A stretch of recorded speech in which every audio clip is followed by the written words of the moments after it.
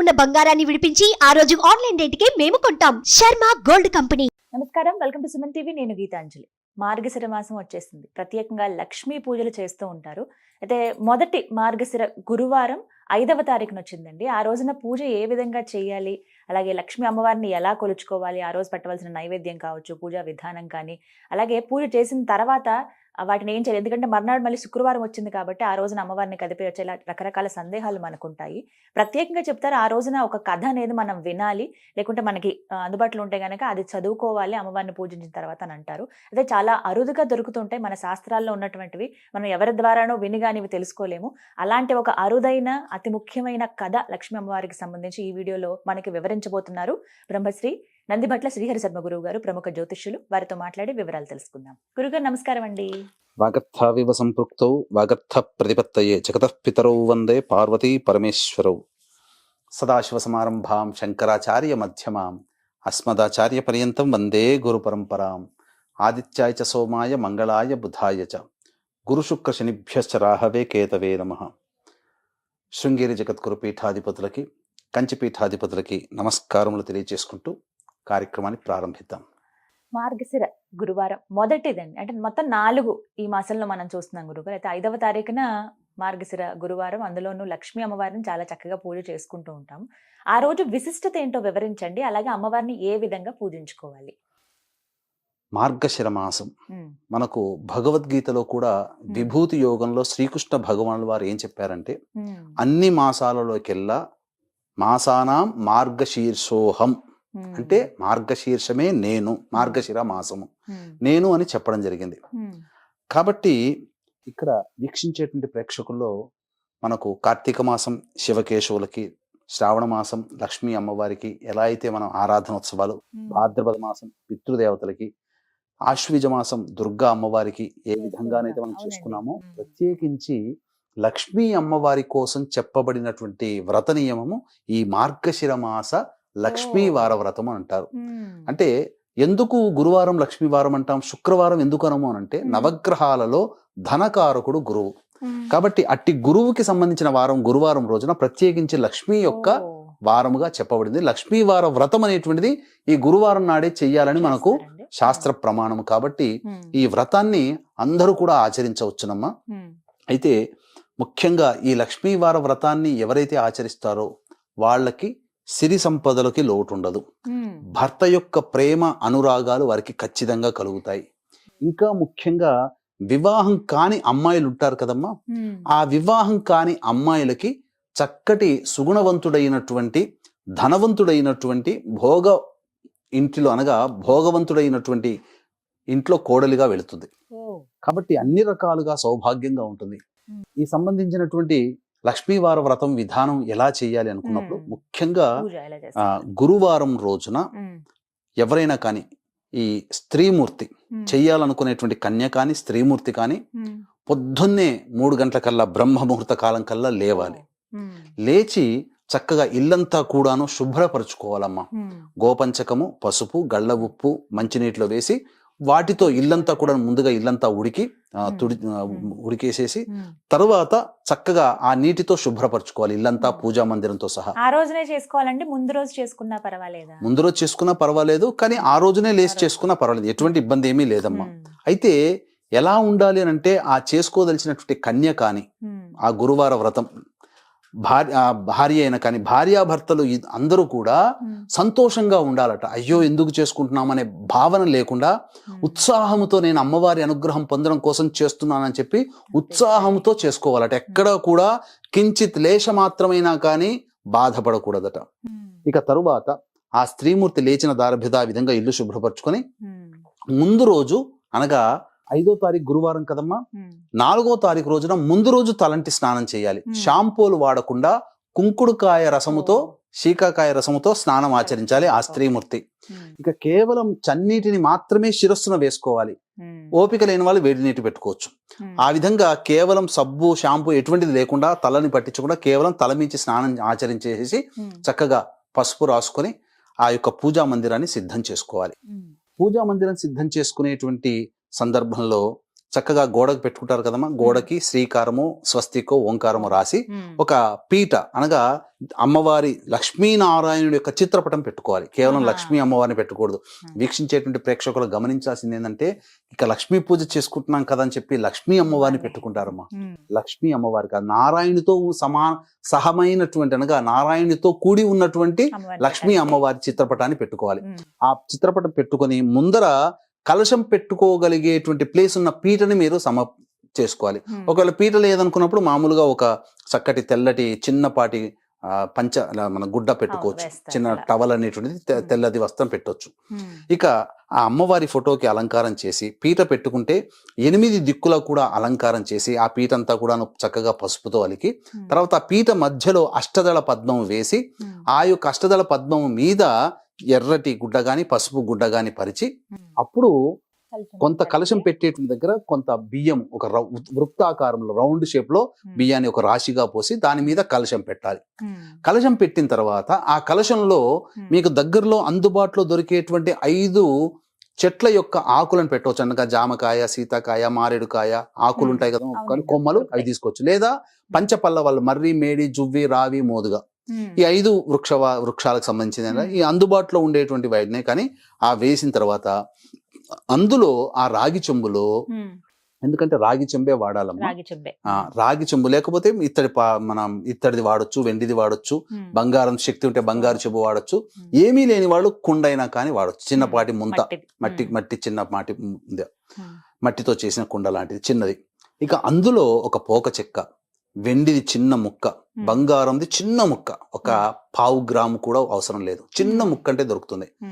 బంగారంది, వెండిది, అలాగే పగడము, ముత్యము, వట్టి వేళ్ళు అని దొరుకుతాయి. వట్టి వేళ్ళు ఒక పోక చెక్క, 1 కానీ 2 కానీ పోక చెక్కలు ఆ కలశంలో వేసి అందులో కొమ్మలు చెప్పబడినటువంటి కొమ్మలు వేసి కలశానికి అలంకరణ చేసి ఆ కలశం మీద ఒక కొబ్బరికాయ పెట్టి ఆ కొబ్బరికాయకి ఎర్రటి వస్త్రము అలంకరణగా పెట్టి ఇక ఆ అమ్మవారి యొక్క పూజ ప్రారంభం చేసుకోవాలి. లక్ష్మీ అమ్మవారి పూజ ప్రారంభం చేసుకునే ముందుగా గణపతి పూజ చేసుకుని గణపతి యొక్క అనుజ్ఞ తీసుకొని చాలా సంతోషముగా నేను ఈ యొక్క వ్రతాన్ని ఆచరిస్తున్నాను మహానుభావ, నాకు అమ్మవారి యొక్క అనుగ్రహాన్ని ప్రసాదించి విఘ్నేశ అని చెప్పి ఆ విఘ్నేశ్వరుని యొక్క అనుజ్ఞ తీసుకొని లక్ష్మీ అమ్మవారిని షోడశోపచార విధానంగా పూజ చేసుకోవచ్చు. ఈ యొక్క శ్రావణ మాసంలో లక్ష్మీ అమ్మవారి వ్రత విధానం ఎలా ఉంటుందో అదే విధానంగా వ్రత విధానం వైభవ లక్ష్మి కానీ శ్రావణ లక్ష్మి కానీ ఈ విధంగా లక్ష్మీ అమ్మవారి వరలక్ష్మి వ్రత విధానంగా పూజ ఉంటుంది కదా, సంకల్పం చెప్పుకొని ఆ విధానంగా చేసుకోవచ్చు. పూజ చేసుకున్న తర్వాత కథకు వచ్చేసరికి కథ వినాలి. ఇక ఈ కథ చెప్పుకొని తర్వాత అక్షితలు, ఈ విధంగా చేసుకుని ఆ కథ కూడా మనం ఆఖరణ చెప్పుకుందాం. వీక్షించేటువంటి సుమన్ టీవీ ప్రేక్షకులకి ఈ యొక్క కథ ఇప్పుడు ఏదైతే చెప్పబోతున్నానో అలభ్యమైనటువంటి కథ, మీరెక్కడా కూడా అతి అరుదుగా అత్యంత పురాతన గ్రంథము నుంచి మీకు సేకరించి ఇస్తున్నటువంటి కథ అండి. కాబట్టి ఈ కథని మీరు వ్రతం చేసుకునేటప్పుడు ఈ యొక్క వీడియోని దృష్టిలో పెట్టుకొని ఆ కథను అక్కడ పెట్టుకొని మనస్సులో వినండి. ఆ వీడియో పెట్టుకొని తప్పకుండా మీకు ఆ మార్గశిర మాసం అమ్మవారు, ఇది సాక్షాత్తు జరిగింది ద్వాపర యుగంలోనే ఈ యొక్క వృత్తాంతం జరిగిందండి. కాబట్టి లక్ష్మీ అమ్మవారే స్వయంగా నిర్వహించినటువంటి వృత్తాంతం ఇదంతా కూడా. ఎవ్వరు కూడా మిస్ కాకండి. మీకు బయట దొరికిన కథలు వేరు, ఇప్పుడు ఈ విధంగా చెప్పుకునేటువంటి నిజంగా జరిగిన కథ వేరు. కాబట్టి అది ఆశాంతం వినే ప్రయత్నం చేయండి. ఇక ఈ యొక్క అమ్మవారి పూజ అంతా చేసుకున్న తర్వాత సాయంకాలానికి మళ్ళీ ఇంట్లో ప్రదోషకాల సమయంలో సింహద్వారానికి ఇరువైపులా దీపారాధన చేయాలి. దీపారాధన సాయంకాలం ప్రదోషకాలం దీపారాధన చేయాలి. ఆ తర్వాత ఉదయం నుంచి సాయంకాలం వరకు కూడా వీలుంటే ఉపవాసం ఉండాలి.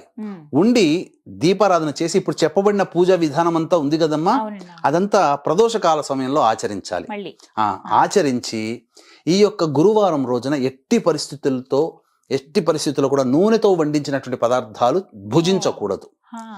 అమ్మవారికి ఏదన్నా చేసినా ఆవు నేతిలో చేయాలి, నూనెలో మాత్రం చేయాలి. నూనె అనేటువంటిది ఈ మార్గశిర మాసం గురువారం రోజున తాకకూడదు.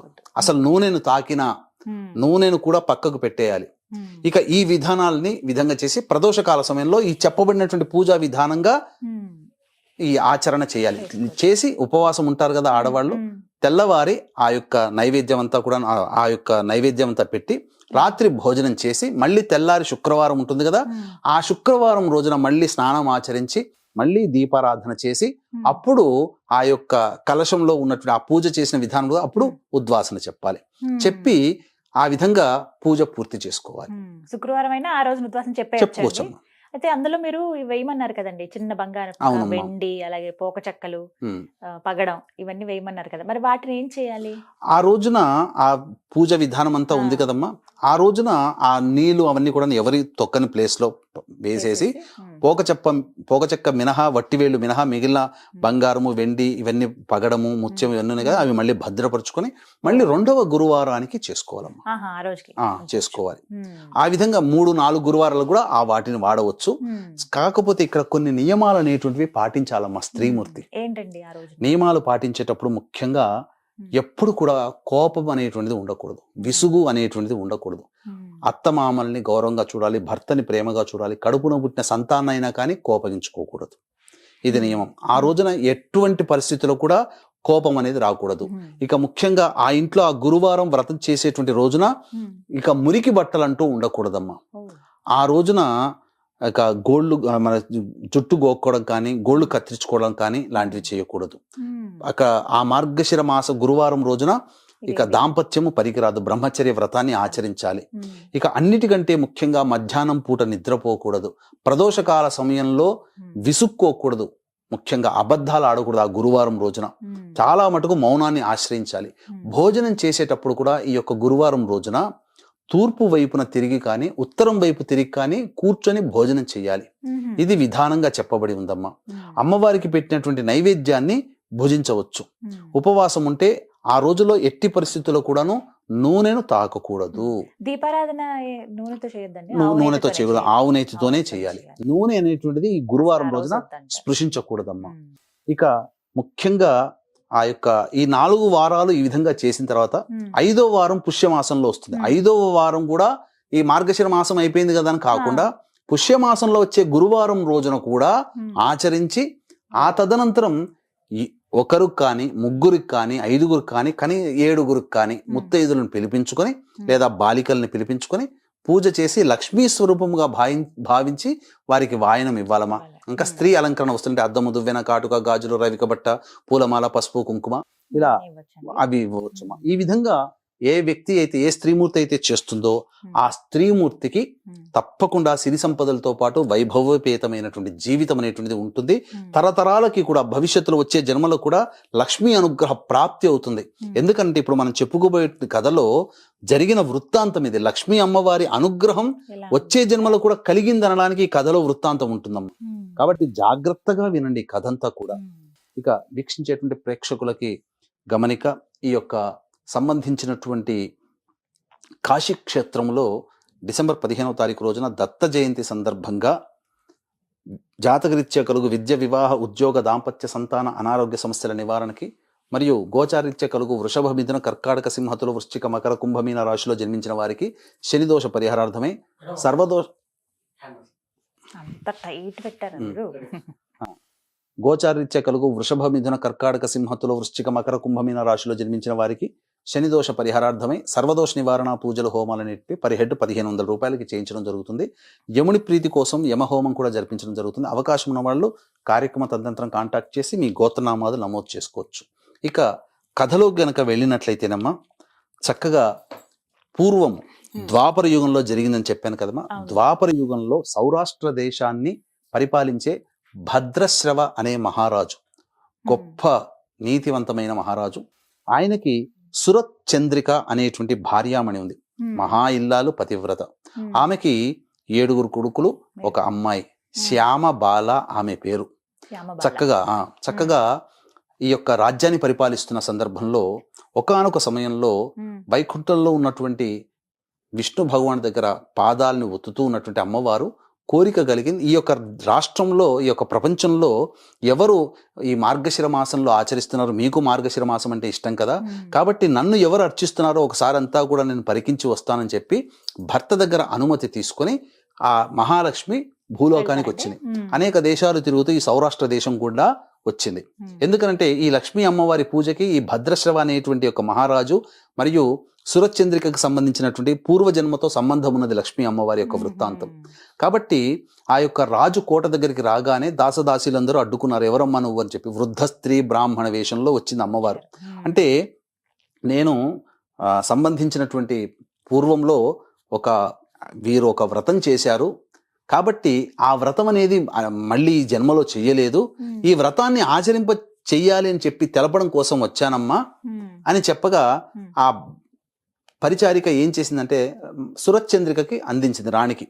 చెప్పగానే ఆమె దగ్గర తీసుకుని వెళ్ళగానే, పూర్వజన్మలో నీవు ఒక వైశ్యురాలివమ్మా, ఒక వైశ్యుడికి భర్తగా ఉన్నావు, కడు దారిద్ర్యముతో బాధపడుతూ ఉన్నప్పుడు అప్పుడు ఈ వ్రతాన్ని ఆచరించమని చెప్పిన తర్వాత ఈ వ్రతాన్ని ఆచరించగానే గొప్పగా వైభవపేతమైన జీవితాన్ని గడిపావు. ఈ వ్రత మహత్యం వల్ల మళ్ళీ ఈ జన్మల్లో మీరిద్దరూ మళ్ళీ భార్యాభర్తలుగా లభించారు, కాబట్టి ఈ యొక్క వ్రతాన్ని ఆచరించమ్మా అని చెప్పగా, నువ్వెవరో మోసగత్తెలాగా ఉన్నావు అని చెప్పి అనుమానపడి కోపగించుకొని ఆమె చేతిలో ఉన్న కర్రని విదిల్చి పంపించి వేసింది, అవమానించి పంపించి వేసింది.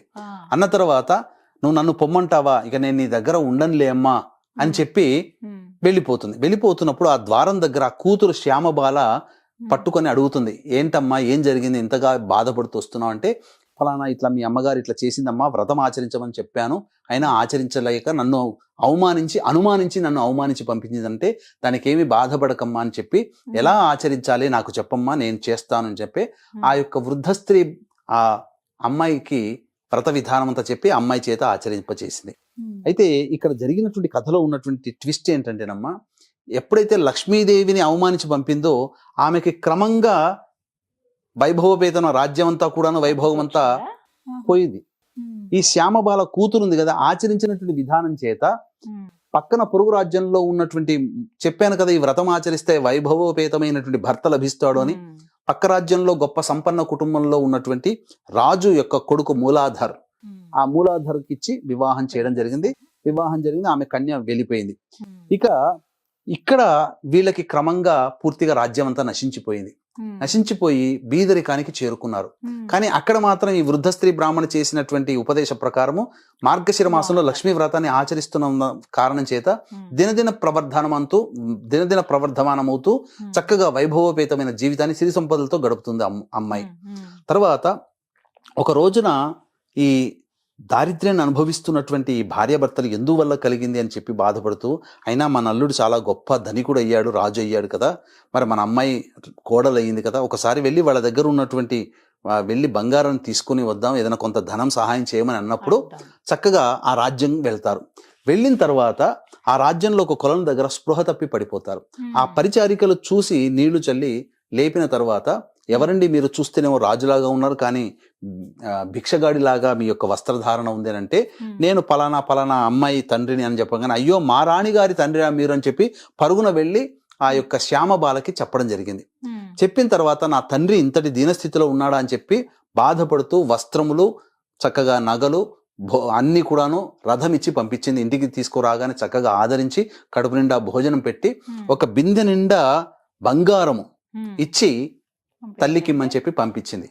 వెళ్ళిన తర్వాత అక్కడ గనక చూసుకుంటే ఆ ఇంట్లోపలికి వెళ్ళి ఆ బిందె తీయగానే ఈ యొక్క అమ్మవారిని అవమానించిన కారణం చేత బంగారం కాస్త బొగ్గుగా మారిపోయింది. అయ్యో ఈ విధంగా జరిగింది అని చెప్పేసేసని బాధపడుతున్నారు. అయితే అక్కడ అమ్మాయి వ్రతం చేసుకుంటూ ఉండగా మా అమ్మగారు ఎలా ఉన్నారో ఏంటో అని చెప్పి ఒకసారి చూడడానికని ఆ అమ్మాయి రావడం, వీళ్ళ దీనస్థితిని చూసి తోలుకొని వెళ్ళిపోయింది వాళ్ళ రాజ్యానికి. అమ్మాయిని తల్లిదండ్రులను తీసుకుని వెళ్ళిపోయింది. ఆ వెళ్ళిపోయిన రోజు 3వ గురువారం అయింది, మార్గశిర మాసం.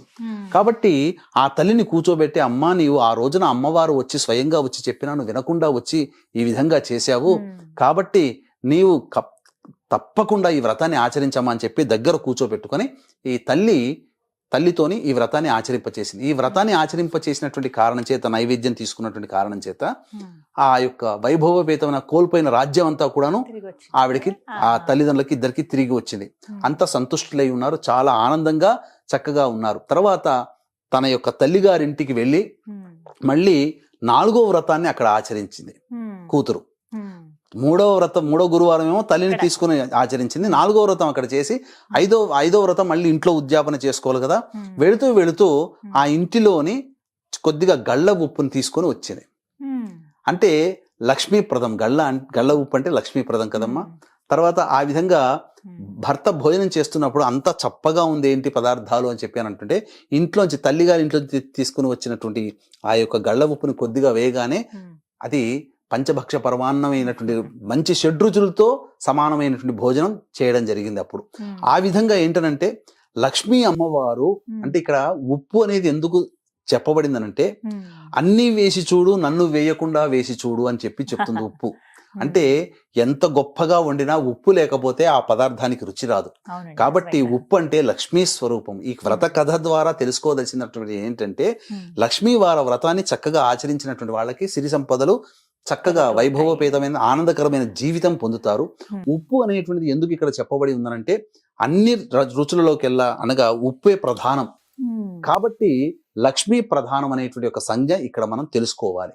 కాబట్టి ఈ విధంగా వ్రతకథని ఎవరైతే తలుచుకొని ఆ విధంగా చేసిన దార్భ్యత ఇటు అమ్మాయి వైభవపేతన జీవితాన్ని పొందింది, అటు కోల్పోయినటువంటి రాజ్యాన్ని ధనాన్ని కూడాను ఈ యొక్క తల్లిదండ్రులు పొందారు. కాబట్టి ఈ వ్రత విధానాన్ని చక్కగా ఆచరించుకుంటూ ఈ విధంగా చక్కగా నియమాల్ని పాటించండి.